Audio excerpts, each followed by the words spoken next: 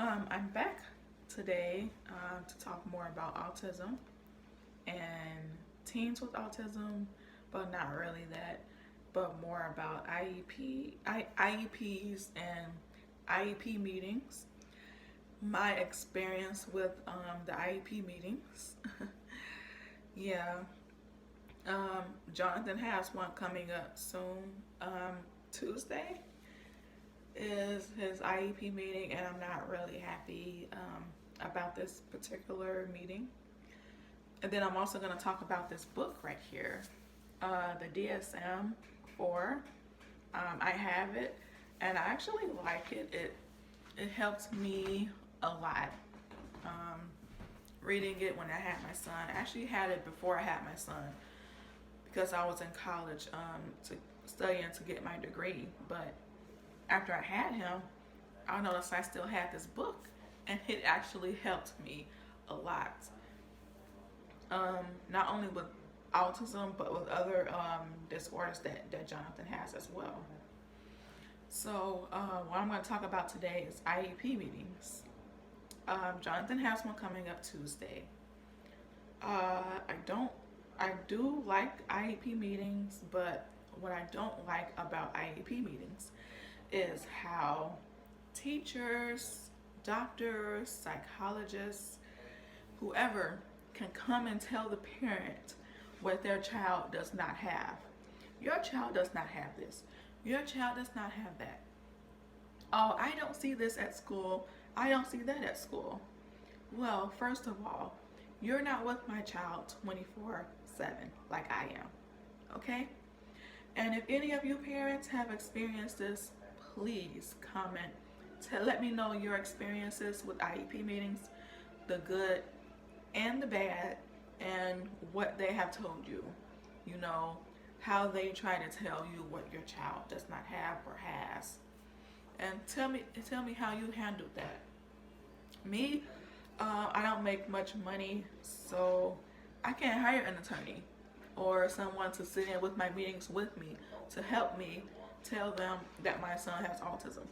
So it's just me, and sometimes Jonathan's grandma, you know, just us. And at his last IEP meeting, they told me, oh, well, we don't see autism at school. He doesn't have autism at school. Maybe you see it at home, but we don't see it at school. So what are you trying to say? He has autism half the time of his life, and half the time he doesn't? He has autism all the time, all day, every day, 24 hours a day. You know, it really made me angry. I was ready to walk out of the IEP meeting and not sign it. But I felt like I had to sign it because if I don't, he won't get any services that he needs. And he needs to get some type of services. So I didn't know what to do. I still don't know what to do.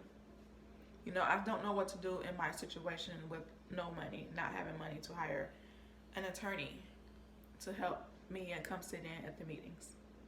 If you all have any ideas of what I can do, please let me know.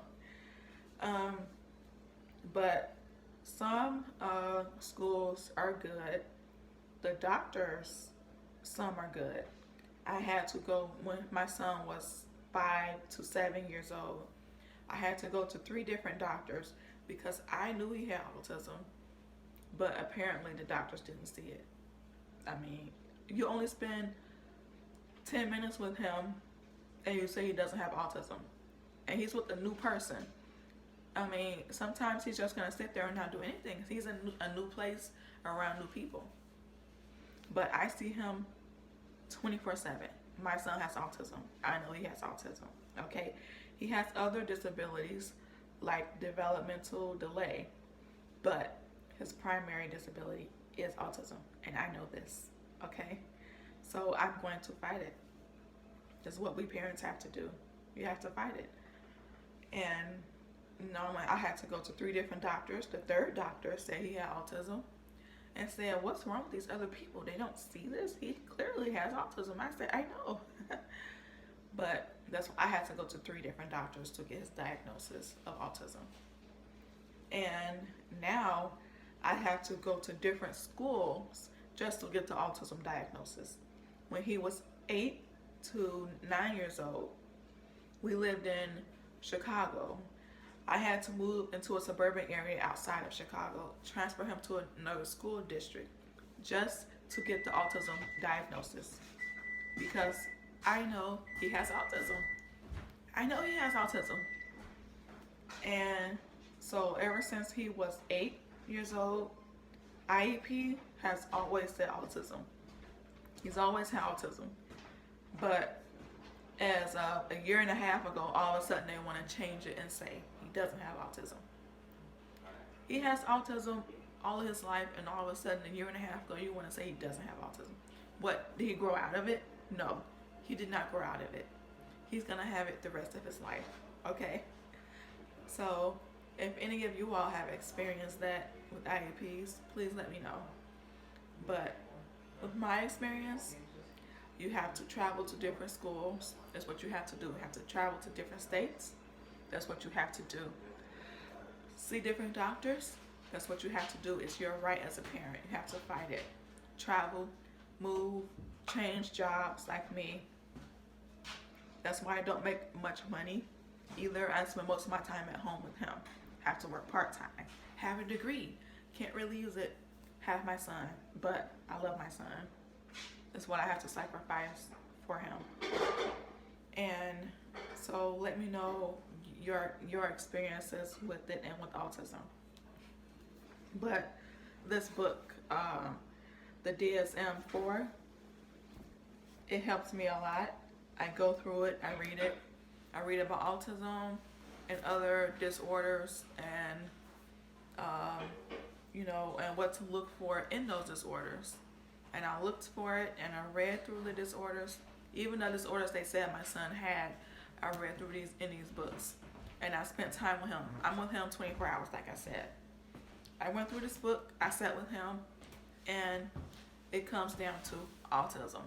He has autism. He has developmental delay as well. But his primary diagnosis is autism.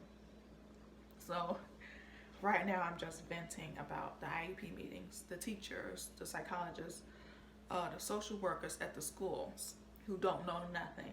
They spend 5-10 minutes with my child and they don't know anything about him. Okay? We as parents, we know our children, we know what they have, and we have to fight. So that is what we have to do. So this is my IEP video about venting, about IEPs and some of my experiences. I have more experiences with IEPs, the meetings and teachers, but I will talk about that later because it's a lot. And I'm also going to have another video with how old he was when he got diagnosed, how I knew something was wrong with him, and how many years I had to wait for that and to get services, and it's a lot. So I have a lot coming, so please like it, my video, share, subscribe, and I do have more vlogs coming of Jonathan whenever he allows me to video him throughout the day and what he does as a teen with autism, and as he grows into adulthood. I want to do this for a while. I want to do it for years. It's because I don't see many teens and adults with autism on video in their day-to-day lives, and it's like when the services stop, everything stops, but it doesn't stop. It keeps going. So I want to keep going with my videos. So let me know what you think, and more of what you guys want to see, and I'll try to give you what you want to see. But again, if Jonathan doesn't want to do it, I'm not going to force my son to do it. So like, share, and subscribe, and I'll see you later. Bye, guys. One thing my son does is, look, he always closes his door on me, or he closes his door just to be alone and in his own world. Sometimes he comes out, but sometimes he goes in his room and he closes his door. But let's go in. See, he's logged on for school. What you doing, Jonathan? You paying attention to your class?